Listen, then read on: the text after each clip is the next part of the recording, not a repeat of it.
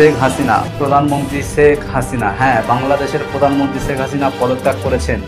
আজকে বাংলাদেশের প্রধানমন্ত্রী শেখ হাসিনা পদত্যাগ করেছেন। বঙ্গভবন থেকে তিনি একটি আর্মি চপারের সাহায্য দেশ ছাড়লেন।